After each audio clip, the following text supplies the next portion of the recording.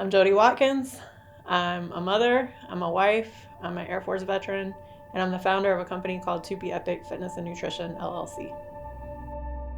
I grew up in a small town north of Jacksonville, Florida. When I was 3 years old, my dad left, and I didn't know exactly why he left. I just knew he was absent. So it was just my mom and I after that. Remember, she cleaned houses and she rode her bike, and so I'd be on the back of her bike and I'd help her clean houses. Began writing when I was 15 as a way to release some of the built up just frustration and things that I was dealing with. When I was 16, I went to go visit some family in California. When I came back, I became homeless. So that was my junior year of high school, and that's kind of what started some things for me as far as just kind of spiraling out of control. I was working on a scholarship to Duke University at that time, but because of the situation and having to live with different people, I ended up losing that scholarship, and I lost a lot of faith in myself. I lost a lot of confidence, and I didn't realize that until later on in life. I ended up going to college after high school because a good friend of mine asked me to come down and move to Gainesville, Florida with her because she knew that I was living out of my car at that point. So I went to college with high hopes of playing basketball, and I did for a little while, and the coach actually told me that she couldn't give me a full scholarship. So as someone who was working 3 jobs and putting herself through school, my basketball dreams kind of ended at that point. I ended up in the Air Force after moving back to Jacksonville, Florida, and just things were kind of going out of control again. When I went into the Air Force, I took all the baggage with me that I had held on to. I hadn't really faced anything. Therapy wasn't a thing back then. The Air Force didn't promote that, and I was a female on the flight line in a male-dominated career field, so I couldn't show emotion. I had to suck it up and keep going. So that's what I kept doing. I turned to alcohol when I needed to, and I was just kind of a lost cause for a long time. But I started shifting a little bit and turning that around a little bit. I finally finished college. I finished my bachelor's degree in business management. And at that time, I was stationed at Mildenhall in the UK. So I did start playing basketball again, and I was doing those things, but my mom got diagnosed with multiple sclerosis in 2003. So I knew that. So I'd been helping her with exercising and just trying to keep her at stake. In 2007, she called me. It was her birthday, and she said, "I just found out I contracted HIV." That was a hard pill to swallow because I had just got married, and he was moving to England, and here we are. I might have to come back to the States. It was really a tough time for me, making tough decisions that I didn't want to make. I didn't want to come back to the States. Even though my mom and I didn't have a great relationship when I was growing up, that's my mom, and she had to be more important than my needs and wants. So I made the decision to apply for a humanitarian order back to the States, and then I became her caregiver. So I was driving from Valdosta, Georgia down to Jacksonville, Florida, 4-hour round trip. I would get off work. I would take her wherever she needed to go, take care of her, and take her a nap at the rest stop and go back home. And that was my life for a while. She had different doctors for different things. She had a lot of stuff going on: bipolar, thyroid issues, the MS, the HIV, everything. And they would just give her pills and medication. And at one point, she became suicidal. And that scared me. So I took it kind of as a way to learn more. I said, there's got to be a better way. So I started studying nutrition. I started studying protein and brain health. And I was able to get her off of some of her medications with the approval of her main doctor. That was a huge win. I started taking courses and applied for a physician assistant program for the Air Force.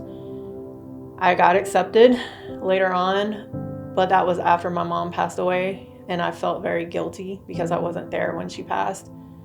And so I was holding on to that guilt and shame, but I got relieved from that program, and I got stationed back in the same base that had just sent me off for officer school. I thought I could go to nursing school. I was trying one thing after the other, and doors just kept shutting. But I'm a fighter. and I kept going. I deployed, I came back, and I contacted the reserve recruiter, and I really wanted to go into a medical field because this was something I was very passionate about, helping people live longer. That was mainly the whole idea behind it. So I went there, and he ended up finding me a job in the medical field. It was medical lab tech. So I would be the person who took people's blood and then tested it and found out what was wrong with them. I thought that was pretty interesting. So I ended up accepting that, and I ended up in the Air Force Reserves. Did not know at that time that that was going to be the end of my career. That year, I got certified as a personal trainer. I had had 5 surgeries up to that point. And I would go through physical therapy, and it was always interesting learning different things, especially with exercises and things like that. And I wanted to learn how to not keep getting injured. So I became a personal trainer for that reason. And I also wanted to help other people not have to get injured as much too. So now I had nutrition and personal training under my belt, but I knew that there still had to be more. So that's when I went and got my health coaching certification as well. I was fighting as hard as I could, but I ended up having to go inactive reserves. When I went inactive, I ended my career. I am proud that I served my country. I was upset with the Air Force when I found out that I wasn't going to be able to retire, because I also found out that I was just a number to them. But fast forward, I'm grateful for that time in the service. I'm also grateful that I started digging in a little bit of my past and what I was really upset at. And come to find out, it wasn't the Air Force I was really upset at. It was all the other things that I had endured. It took me a while to embrace my veteran status. I didn't talk about it that much, and when I moved back to Florida, I was just a face in the crowd anyway, so nobody knew any different. But once I did embrace it and learned that sharing my journey could help other military folks, it was a good thing. And now I get to be that person for them. So it's not just the fitness, it's not just the nutrition. It's a lot more than that. 2019 was an interesting year for me.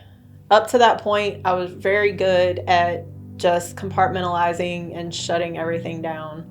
But for some reason that year, everything started coming up. And I think the trigger at the very end was when I found out my Air Force career was over. I ended up falling into a pretty deep depression, which was very unlike me. I finally one day dropped to my knees and I just said, Lord, if you're there, help. That sparked a little bit of a change. I ended up getting a dog that forced me out of the apartment. And so I always say, even though I saved her from the shelter, she saved me. I went back to what I loved, and that was writing. So I started writing my story. I started writing a book that I felt would help other people in a way that maybe I couldn't help them working with them one-on-one. I became a new person. However, I was still struggling mentally. 2021, December 24th, Christmas Eve, my family was in North Carolina at the time. But that morning, I woke up and I just wanted to end it all. We had a gun in the house. I went to the bedroom and I looked in the mirror. I grabbed the gun, but I put it here.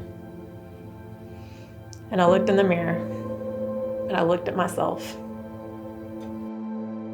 What if my daughter walked in first? What would this do to her?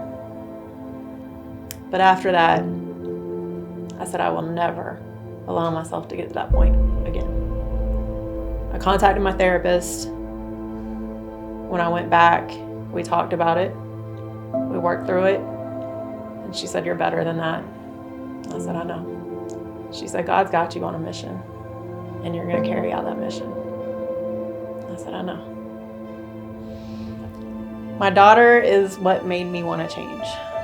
She was very reactive when she was 9, and I didn't understand why until I turned the mirror around. It was because I was reactive. I was holding on to all that anger from my past. She's my why. She's why I do everything. She's why she's on the cover of my book. She is, every time something comes up with her at school, it makes me want to do more. I don't make excuses anymore because I know that if I make excuses, I'm showing her that she can make excuses, and none of us should be making excuses for our lives. I think it's very important for our daughter to have a positive role model as a mother.